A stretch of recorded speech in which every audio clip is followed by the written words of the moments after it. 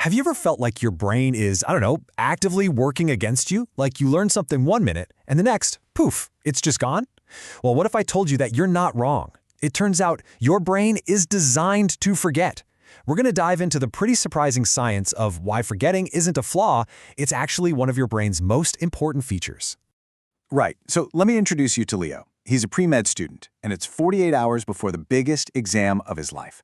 He has spent 10 straight hours studying, just mainlining energy drinks, running on pure panic. And yet, the information is just vanishing as fast as he can read it. He feels like the one thing he needs to succeed, his own brain, is sabotaging him on purpose. I mean, picture the scene. It's 3 a.m. The university library is dead silent.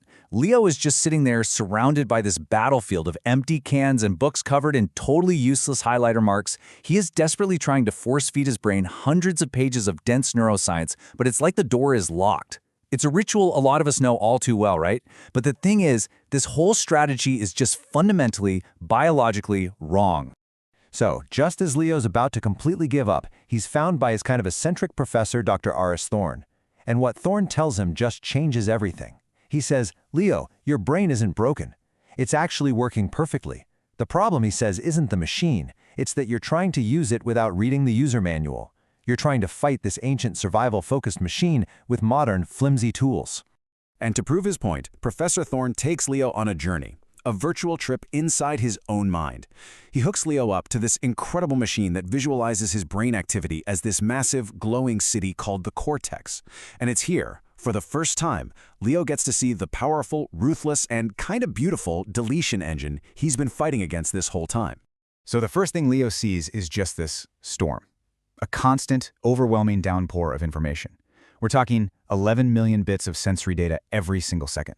That's everything from the words in his book to the hum of the library lights. It's just an insane amount of data. If your brain tried to process all of that, it would just crash. So its first line of defense is just to delete almost all of it, instantly. Okay, so the tiny fraction of information that makes it past that first filter gets caught by these frantic little workers. This is your working memory. But here's the catch. This crew is severely understaffed. They can only juggle like 4 to 7 pieces of information at once. Anything more, it just gets dropped and vaporized into nothing. And you know, this isn't a bug, it's a feature. It's a protective measure that forces your brain to be incredibly selective. So, let's follow these little workers. They grab the few items they can hold, and they rush them to the center of the city, to this huge, important-looking building called the hippocampus. You can think of this place as the grand sorting office, or maybe the emergency room triage center for your memory. This is where the most critical decision of all is about to be made. Inside, there's this powerful figure we'll call the gatekeeper. It inspects every single piece of information, and its criteria are simple, brutal, and totally wired for survival. It asks 2 questions.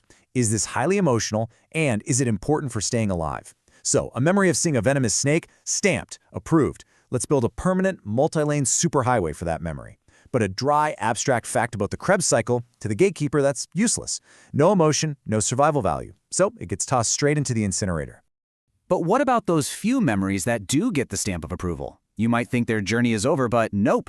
The real work of saving them, that only begins when the city shuts down for the night. Welcome to the brain's night shift. See, during the day, the hippocampus is just a temporary holding pen for those approved memories. The actual process of building them into long-term storage, that's called consolidation, it only happens when you sleep.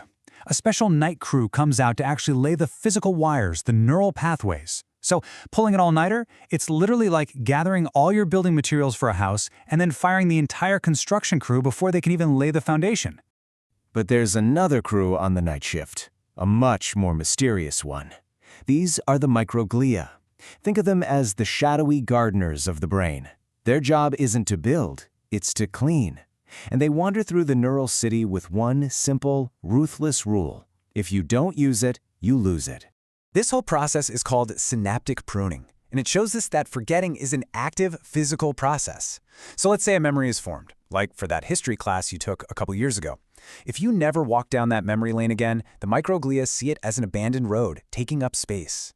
So, to save precious energy, they come along and snip the connection. The pathway literally dissolves. Your brain actively deletes the memory to make itself more efficient. Okay, so this all might sound kind of hopeless, right? Your brain is a ruthless deletion engine that burns boring facts and prunes old memories. But here's the good news. Now that we understand the rules of the game, we can actually use them. We can use cheat codes to work with our brain instead of constantly fighting against it. So Professor Thorne gives Leo 3 really powerful strategies, or hacks, if you will. And they're all designed to speak the brain's native language. They're designed to get past the gatekeeper and tell the microglia what's important. Let's break them down. First up, the survival hack. We know the gatekeeper incinerates boring abstract data. So the solution is simple. Stop giving it boring data. If you have to learn about a specific disease, don't just read the dry facts. Imagine it happening to a person, maybe someone you know. Attach a real story, a strong emotion to it. This basically sets off your brain's threat detection system, and the gatekeeper goes, "Whoa, this is important," and immediately stamps it for survival. Okay, next we have to deal with those microglia and their pruning shears. And the enemy here is something called the forgetting curve. It was discovered way back in 1885, and it basically shows that our memory for new stuff just falls off a cliff within the first day. This is the natural process that we have to fight back against. So how do you beat the curve? With the echo chamber, or what scientists call spaced repetition. Instead of cramming for 10 hours straight, you strategically review the info at very specific, increasing intervals. When you review it the next day, you send a little signal to your brain. Hey, this is important. You review it a week later, and the signal is stronger. Okay, this thing keeps coming back. It must be a permanent feature of my world. Do it again, and you've basically tricked the night crew into building that neural pathway out of solid concrete instead of flimsy dirt. All right, and now for the final, and honestly, the most powerful hack of all, forced recall. Look, passively rereading your notes is comfortable, but it creates this dangerous illusion that you know the material. The absolute best way to build a memory is to force your brain to retrieve it from scratch. Close the book. Try to explain the concept out loud to an empty room. You know that feeling of mental strain, that grunting, difficult feeling? That is the physical sensation of your brain building and strengthening a connection. That struggle is learning. So, what's the big takeaway here? It really requires a fundamental shift in how we think about our own minds. We need a totally new model for what it means to learn something. And Professor Thorne really just nails it with this. We're always taught that forgetting is a failure, a weakness, but it's not. It's a gift. It's this active, crucial process that clears out all the noise and the useless data, all the mental clutter, so we can actually focus on what matters. Forgetting keeps us efficient and sane. The key, then, is to completely abandon this old idea of the brain as a hard drive that you just try to stuff files onto. A much better model is to think of your brain as a garden, right? You can't just dump a bag of seeds on the ground and expect a harvest. You have to cultivate it. Forgetting isn't your computer crashing, it's just pruning the weeds. And learning isn't about cramming and storing, it's about actively tending to and growing your knowledge. And what happened with Leo? Well, he went home, he got some sleep, and he actually used these hacks. He absolutely aced his exam. But he didn't do it by magically achieving a perfect memory.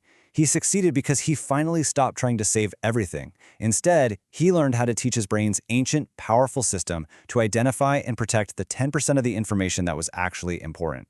And that leaves us with a pretty powerful question for ourselves.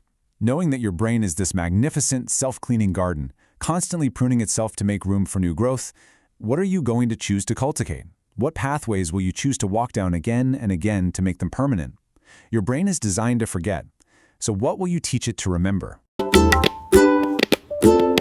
Please like and subscribe.